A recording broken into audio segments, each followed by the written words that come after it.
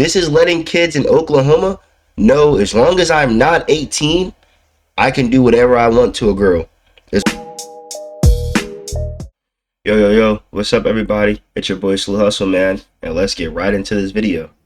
Oklahoma man facing nearly 8 decades in prison for What the the brutal fuck? sexual and physical abuse of 2 teenagers. Wait, whoa. Instead walking free. I'm reading right here. It says convicted teen rapist gets no jail time. Hold on. 18-year-old Jesse Butler admitted to committing these horrific crimes against his 2 former girlfriends while he was also still a minor. He pleaded no contest to his 10 felony charges.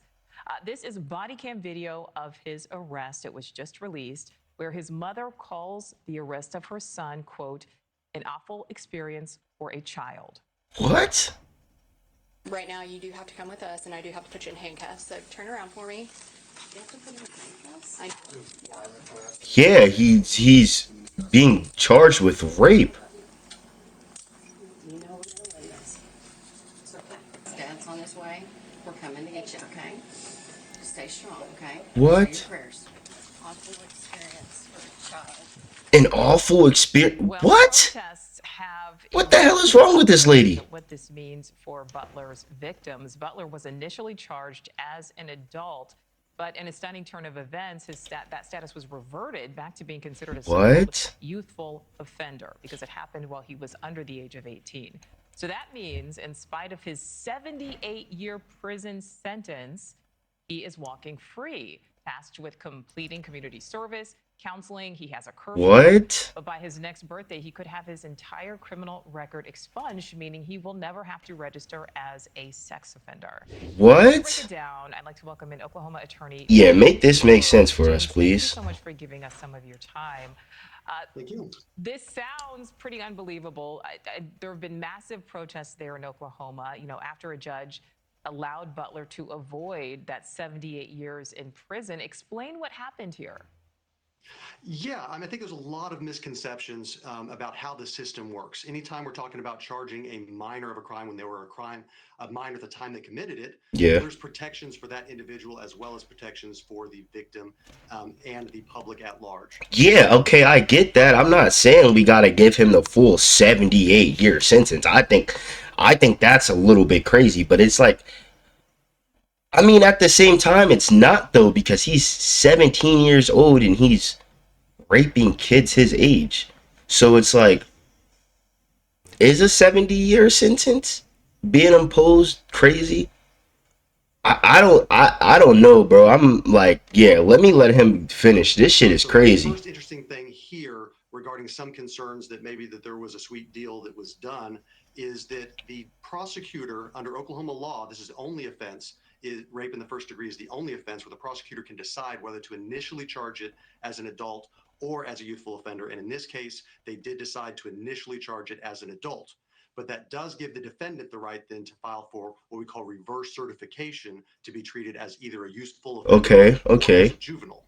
And they filed that motion. At that point, they can request a report that a youthful offender study is done. As part of that, there's a psychological evaluation, and there's 6 different factors that they look into when the court decides, based on Oklahoma law, whether they should be treated as a youthful offender or not. And that's based on the age and maturity of the defendant, the nature and the seriousness of the crime, the prior record history. Whoa, this crime was pretty serious. Environment and social background, the amenability to rehabilitation, that is a big one.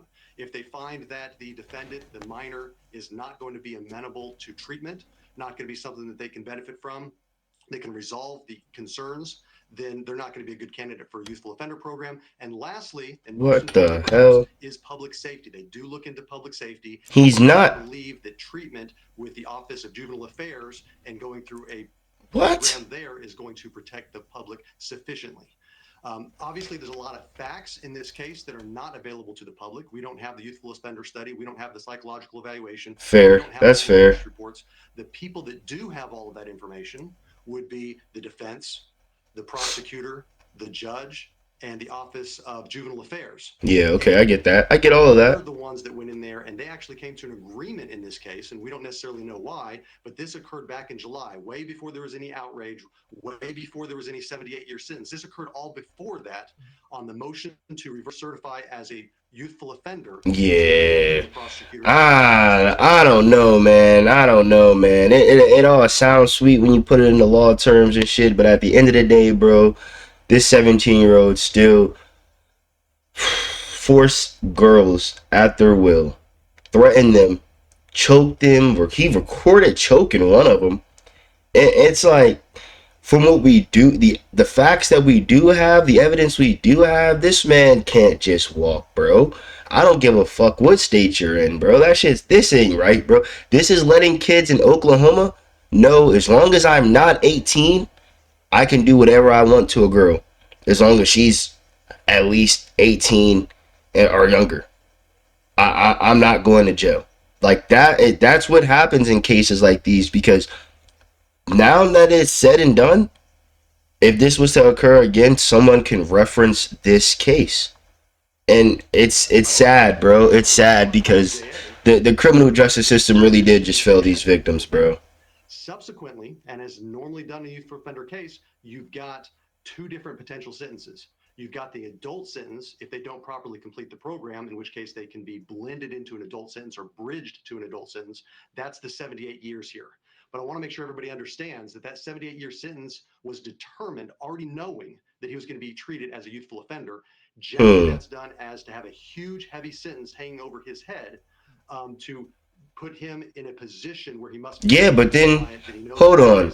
But that doesn't make any sense, because the lady said that he could be done all of this by the time his next birthday comes around, which makes it like, which that doesn't mean anything then. Like, the 78 sentence doesn't mean, the 70 years doesn't mean nothing. So that the consequences are there, and if he screws up, does not complete it, or even if he does things well, but the court ultimately determines when the juvenile charge for the youthful offender loses jurisdiction before the age of 19, at that point they have to decide whether he's going to be bridged into that adult sentence of the 78 years. So that's all right. So James, with that 78-year sentence, though, is it possible that he will not have to serve any time in prison?